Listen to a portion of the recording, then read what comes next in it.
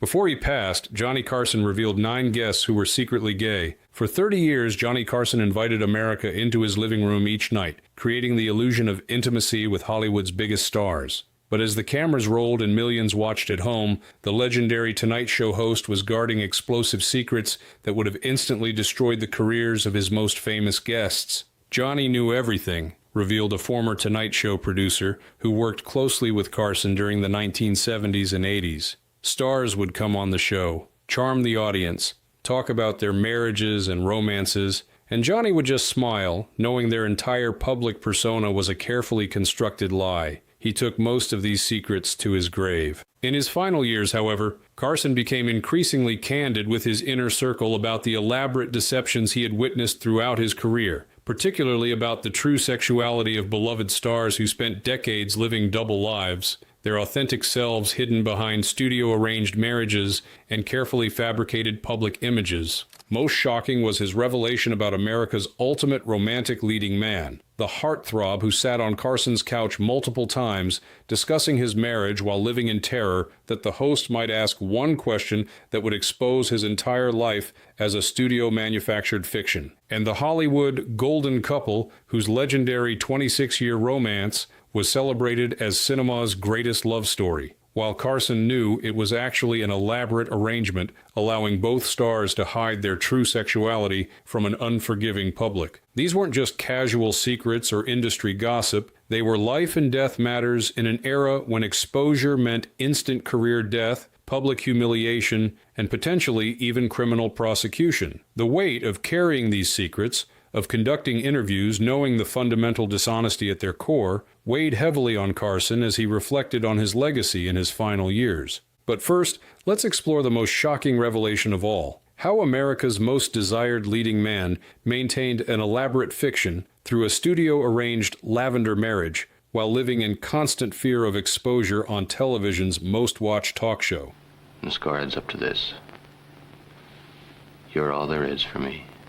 Rock Hudson, the heartthrob with the fake wife. Rock Hudson epitomized masculine perfection for millions of American women in the 1950s and 60s. Tall, handsome, and possessed of an easy charm, he became one of Hollywood's most bankable romantic leads, starring opposite actresses like Doris Day in comedies that cemented his image as the ultimate heterosexual fantasy. The irony was extraordinary, recalled a former Tonight Show writer who was privy to Carson's private reflections. Here was Johnny, night after night, interviewing the man that women across America fantasized about, knowing that Hudson's entire public persona was a carefully constructed fiction designed to hide his homosexuality. Hudson appeared on The Tonight Show multiple times throughout Carson's tenure, charming audiences with his good looks and stories about his Hollywood experiences. But according to those close to Carson, these appearances created intense behind-the-scenes anxiety for both host and guest. Carson knew Hudson was gay. It was an open secret in Hollywood circles, revealed a former NBC executive who worked closely with the late-night program. But he also understood the devastating consequences exposure would have on Hudson's career. Every interview was a delicate dance around the truth, with both men acutely aware of the landmines surrounding them. The pressure on Hudson was particularly intense given his status as a romantic leading man. Unlike character actors who might survive rumors about their sexuality, Hudson's entire career was built on his appeal to female audiences who believed in the heterosexual image carefully crafted by Universal Studios. This wasn't just about personal privacy, explained a film historian specializing in Hollywood's golden age. Hudson's agent, Henry Wilson, had arranged his entire life, including a marriage to Wilson's own secretary, Phyllis Gates, to protect the fictional image that made Hudson a star. The stakes couldn't have been higher. The marriage to Gates lasted just 3 years, from 1955 to 1958, but served its purpose in quelling rumors about Hudson's sexuality. According to those familiar with Carson's private conversations,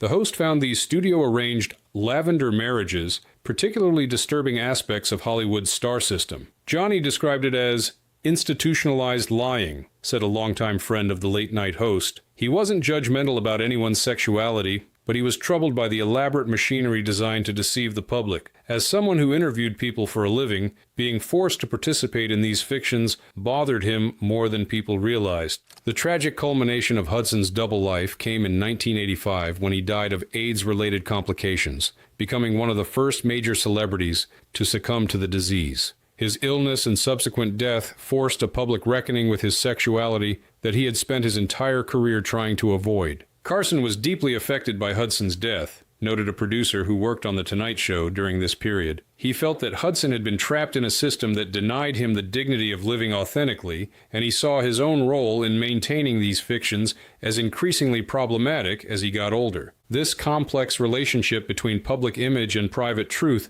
would be a recurring theme in Carson's reflections on his Hollywood interactions, nowhere more dramatically than in his revelations about one of cinema's most sophisticated leading men. Where are you going to live? Albany. Albany, huh? Got a family up there, anything? Oh, just my mother. Just a minute, huh? Cary Grant, The Secret Bachelor Hall. Cary Grant defined sophisticated masculinity for generations of moviegoers. His impeccable style, transatlantic accent, and romantic pairings with Hollywood's most glamorous actresses created an image of the quintessential ladies' man that endures in popular culture decades after his death. Carson had enormous respect for Grant's talents, explained a former NBC executive familiar with the host's private comments. But he found the disconnect between Grant's public image and private life particularly striking. Here was the man who literally wrote the book on style and sophistication, living a completely different reality behind closed doors. What particularly fascinated Carson was Grant's long-term living arrangement with fellow actor Randolph Scott, a rugged star known primarily for westerns. For over a decade, the two shared a beach house in Santa Monica that Hollywood insiders nicknamed Bachelor Hall, a domestic partnership that was hidden in plain sight during the peak of both men's careers.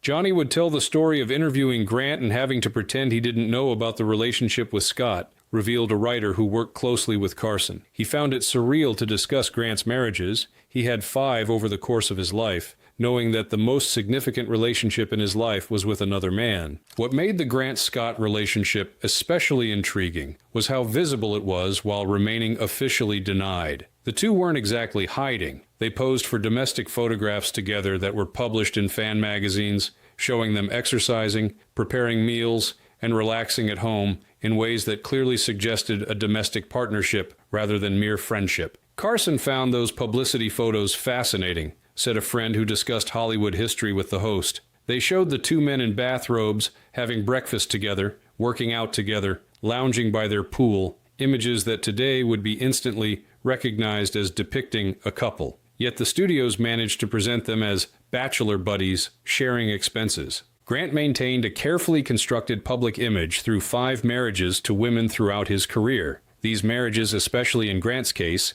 have been characterized by many historians as classic examples of lavender marriages, relationships designed primarily to maintain public heterosexual images while providing cover for same-sex relationships. Carson had tremendous empathy for the psychological toll this took, noted a former Tonight Show producer. He understood that Grant had developed an entire performative identity. The Cary Grant persona was itself a creation that allowed the man-born Archibald Leach to navigate a hostile world that wouldn't accept his authentic self. While Carson never publicly discussed Grant's sexuality, in private conversations late in life, he reportedly expressed regret at having been part of the machinery that maintained these fictions, the talk shows, magazines, and publicity apparatus that crafted narratives about stars that bore little resemblance to reality. Johnny felt that his show had been part of a system that forced people like Grant to live inauthentic lives, said a longtime associate. That tension between entertainment and exploitation, between public narrative and private truth, troubled him more as he aged and reflected on his career. This theme of public fiction versus private reality would emerge again in Carson's revelations about one of Hollywood's most celebrated romantic relationships, a legendary pairing that the host knew was fundamentally different from its public portrayal. Let him go by it. The whole Be road. simple. Now look, all I'm trying to say is that there are lots of things that a man can do. Katharine Hepburn, the 26-year cover-up. Katharine Hepburn and Spencer Tracy's relationship stands as one of Hollywood's most celebrated love stories, a 26-year romance that has been portrayed in books, documentaries, and films as the epitome of devoted partnership despite the obstacle of Tracy's refusal to divorce his wife. But according to those familiar with Carson's private conversations, the host knew that the actual nature of their relationship was far more complex than the romantic legend. Johnny had interviewed Hepburn multiple times and developed a genuine admiration for her, explained a former Tonight Show staff member. But he found it fascinating how thoroughly the public had embraced a narrative about her relationship with Tracy that contained significant elements of fiction. According to Carson's private reflections, shared with close associates late in his life, he believed that Hepburn and Tracy's relationship was largely a mutually beneficial arrangement that allowed both stars to maintain their careers while deflecting questions about their sexual orientations. The Hepburn-Tracy relationship served multiple purposes. One of Carson's confidants recalled him explaining, "For Tracy, a Catholic who wouldn't divorce his wife, it provided a socially acceptable explanation for his separation without the scandal of dating around. For Hepburn, it offered a reason why such a desirable woman remained unmarried while giving her the freedom to live largely as she pleased." Carson had observed how Hepburn's closest and longest relationships were primarily with women. She lived with her alleged partner, Laura Harding, for many years, and later had a decades-long relationship with Phyllis Wilborn, whom some biographers claim she referred to as her wife. What Carson found most remarkable was how the Hollywood publicity machine had transformed what was essentially a close friendship and professional partnership into the century's greatest love story, noted a historian who had discussed these matters with the late-night host. It was perhaps the most successful piece of myth-making in Hollywood history. Tracy's alcoholism and long absences gave Hepburn significant independence, while her devotion to him during his final illness cemented the public narrative of their great romance. The arrangement provided cover for both stars while creating a story so compelling that it continues to overshadow more complex truths about both their lives. Johnny would point out that Hepburn's strategy for maintaining privacy was brilliant, said a former colleague. Rather than participating in studio-arranged dates or marriages, she largely withdrew from the Hollywood social scene, creating a life in Connecticut and New York that remained separate from the film industry's constant scrutiny. The Tracy relationship provided the perfect explanation for this independence. Carson found Hepburn's androgynous style, which influenced fashion beyond the film world, particularly notable as a form of subtle authenticity in an otherwise constructed public image. At a time when women's clothing was rigidly feminine, Hepburn's preference for trousers, flat shoes, and minimal makeup represented a quiet rebellion against gender norms. He had enormous respect for how Hepburn had carved out a space to be partially authentic in a system designed to force conformity, reflected a writer who worked with Carson. He saw her as someone who had figured out how to live with dignity despite the constraints of her era, an achievement he found genuinely admirable. This tension between public image and private reality would emerge again in Carson's reflections on a star whose intense performances may have been fueled by the strain of living a double life. You'll have to rerun it for me because it's a blur. Marlon, we knew you were in town. Marlon Brando, The Open Secret. Marlon Brando revolutionized screen acting with his raw, naturalistic performances. His portrayal of Stanley Kowalski in A Streetcar Named Desire and later roles in films like On the Waterfront and The Godfather established him as one of the most influential actors in cinema history. But according to those familiar with Carson's private conversations, the host was fascinated by the disconnect between Brando's reputation for brutal authenticity on screen and the carefully managed presentation of his personal life. Carson interviewed Brando several times and found him uniquely challenging, revealed a former Tonight Show producer. Here was an actor celebrated for bringing uncompromising truth to his performances, yet he was simultaneously engaged in significant concealments about his private life, particularly his sexuality. Brando cultivated an image as a heterosexual Lothario with highly publicized affairs with actresses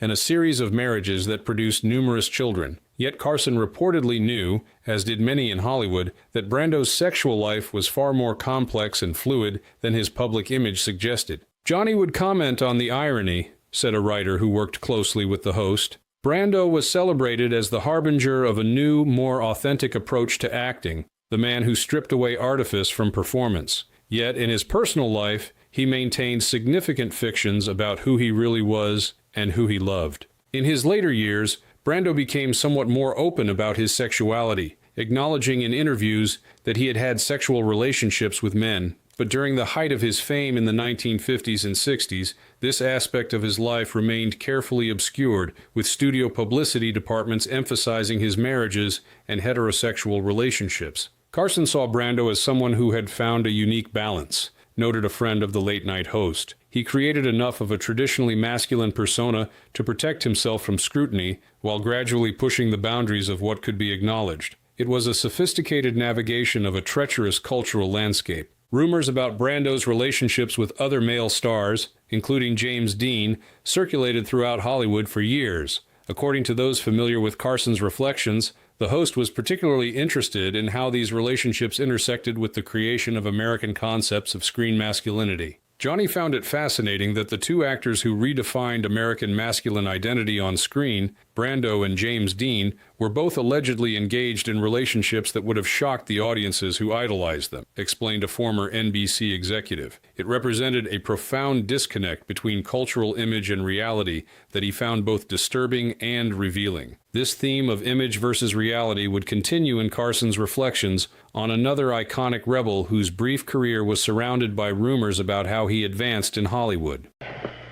An honest miles an hour clocked it run about 106, 7. James Dean, the paid-for career. James Dean appeared in just 3 major films before his death in a car crash at age 24, but his performances in East of Eden, Rebel Without a Cause, and Giant made him an enduring cultural icon, the quintessential troubled youth whose brooding intensity spoke to a generation of teenagers seeking authentic emotion in a conformist era. According to those close to Carson, the host was particularly troubled by what he knew about the young actor's path to stardom. Carson never interviewed Dean. He died before Johnny took over The Tonight Show, but he heard countless stories about him from Hollywood insiders, explained a former staff member who was privy to the host's private conversations. What disturbed him were the persistent allegations that Dean had engaged in relationships with powerful men specifically to advance his career. These rumors, which circulated widely in Hollywood both during Dean's brief life and after his death, suggested that the young actor had been pragmatically bisexual, willing to use sexual relationships with influential industry figures as a means to overcome the brutal competition for leading roles. Johnny would discuss how the public image of Dean as the ultimate rebel, authentic, uncompromising, true to himself, contrasted with these accounts of his strategic use of relationships, said a writer who worked with Carson. He found it a particularly dark example of how the Hollywood system could corrupt even the figures who symbolized rebellion against conformity. Among the most persistent rumors were allegations about Dean's relationships with influential director Rogers Brackett, who helped launch his career, and with other powerful men in the entertainment industry who could open doors for an ambitious young actor. Carson was careful to emphasize that he didn't judge Dean for these choices, if the rumors were true, noted a friend of the late-night host. He saw it as the indictment of a system that created such brutal power imbalances that talented young people felt forced to commodify themselves to succeed. What particularly fascinated Carson was how Dean's early death transformed these rumors from potential career destroyers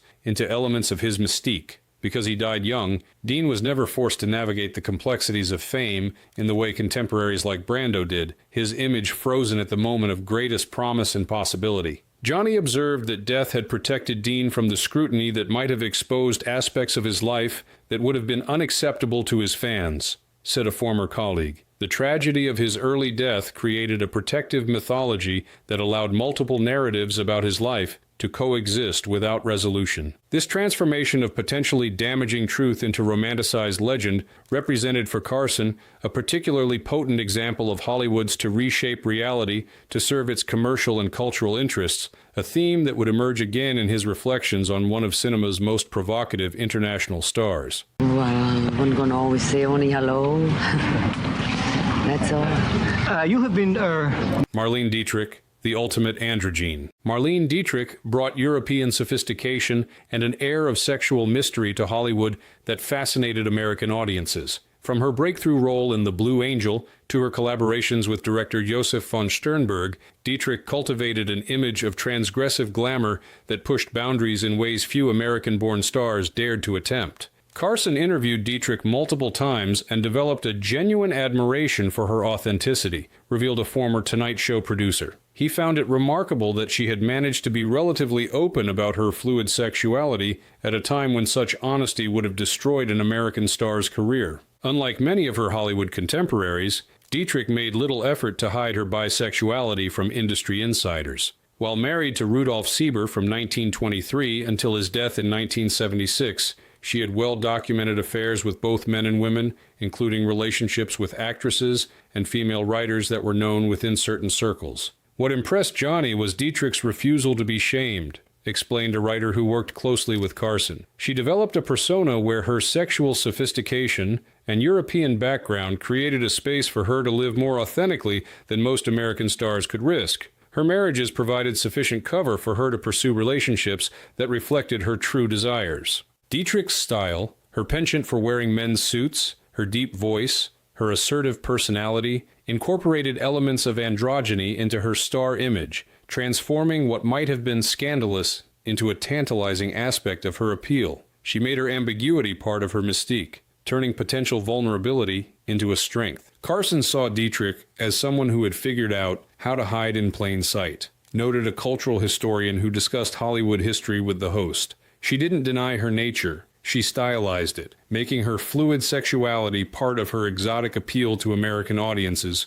who could accept from a European what they would have rejected in a domestic star. Her relationship with her husband evolved into what today might be called an open marriage, with Sieber himself living with another woman for much of their marriage while maintaining a friendship with Dietrich. This arrangement provided the actress with both the respectability of marriage and the freedom to pursue relationships that reflected her true desires. Johnny found it fascinating how differently the public and the press treated European stars versus American ones, said a former colleague. Dietrich could get away with behaviors and presentations that would have ended an American actress's career instantly. The double standard revealed how much of Hollywood morality was about appearance rather than actual ethics. This strategic navigation of public expectations and private desires represented for Carson a rare example of someone who had achieved a measure of authentic self-expression within the confining structure of studio-era Hollywood, a stark contrast to stars who maintained elaborate fictions throughout their lives. Before I could answer any questions. I think it's They kept saying, speak louder. Yeah. And then Raymond Burr, The Lifelong Lie.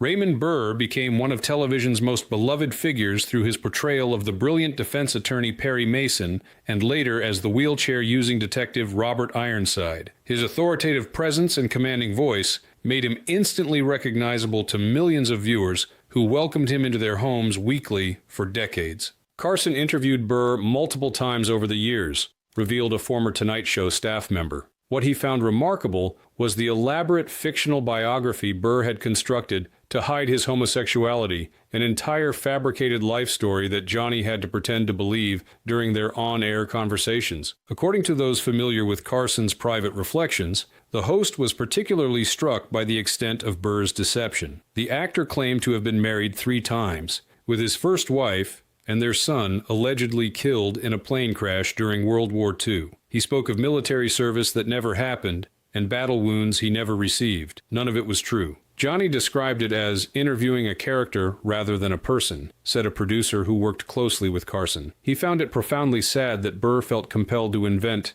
not just a heterosexual identity, but an entire tragic backstory designed to generate sympathy and deflect questions about his private life. In reality, Burr lived for the last 35 years of his life with his partner, Robert Benavides, whom he met on the set of Perry Mason in 1960. They established a successful orchid-growing business and vineyard together, living as partners while publicly maintaining the fiction that they were just business associates. What struck Carson was the psychological toll this must have taken, noted a friend of the late-night host. Burr was playing Perry Mason, a character dedicated to revealing truth and fighting injustice, while living a life constructed around an elaborate lie necessitated by the very injustice that might have ended his career. The irony that Burr, who played the ultimate truth seeker in Perry Mason, had to live a life of strategic deception wasn't lost on Carson. He saw it as a particularly poignant example of the impossible choices forced upon gay performers in mid-20th century America. Johnny would reflect on the mental discipline required to maintain such extensive fictions, explained a writer who worked with Carson. Burr had to remember complex details about marriages that never happened and a child who never existed. The psychological burden of such performance must have been enormous. After Burr's death in 1993, Benavides inherited his estate and has gradually shared more about their life together. The fictional biography has been largely debunked, allowing a more honest assessment of Burr's personal and professional legacy. Yet the elaborate deception he maintained for decades stands as a testament to the impossible choices faced by gay celebrities in mid-20th century America. Did your mother not talk to you about That. Charles Laughton and Elsa Lanchester, The Double Fake. Charles Laughton created unforgettable characters in films like The Hunchback of Notre Dame, Mutiny on the Bounty, and Witness for the Prosecution, while his wife Elsa Lanchester achieved immortality as the Bride of Frankenstein and appeared in numerous films throughout her long career. Their marriage lasted from 1929 until Laughton's death in 1962, appearing to be one of Hollywood's most enduring unions. Carson found the Laughton-Lanchester marriage particularly fascinating, revealed a former Tonight Show writer, familiar with the host's private conversations. Here was a couple where, according to Hollywood insiders, both partners were gay, creating what was essentially a mutual cover story that protected both their careers. According to those close to Carson, the host had heard from numerous reliable sources that Laughton was homosexual and that Lanchester was lesbian, making their marriage one of Hollywood's most elaborate lavender arrangements, a union designed to provide both partners with respectable cover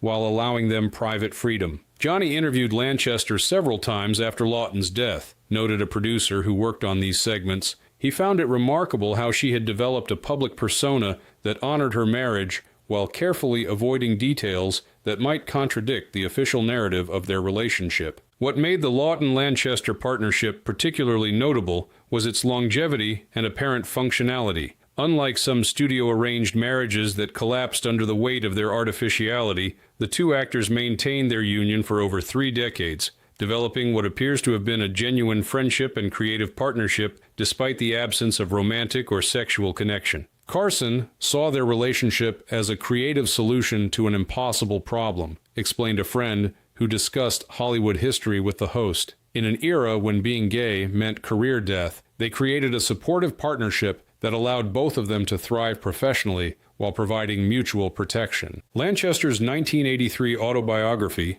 Elsa Lanchester herself, touched only briefly on her relationship with Laughton, describing him as not an easy husband, but avoiding any direct discussion of his sexuality. This careful navigation of public disclosure versus private truth was typical of how stars of their generation approached such sensitive subjects, even as cultural attitudes began to shift. Johnny found it remarkable how thoroughly the Hollywood system had convinced the public that the marriage was conventional, noted a former colleague. Laughton played romantic leads and father figures, Lanchester portrayed wives and mothers, and audiences accepted them in these roles without question, a testament to both their acting abilities and the power of studio publicity to shape perception. The Laughton-Lanchester marriage represented for Carson a particularly elegant solution to the impossible choices faced by gay performers in their era, a mutually beneficial arrangement that allowed both partners to build successful careers while maintaining a measure of personal dignity that individual deception might have compromised. Day is gone and all its sweets are gone.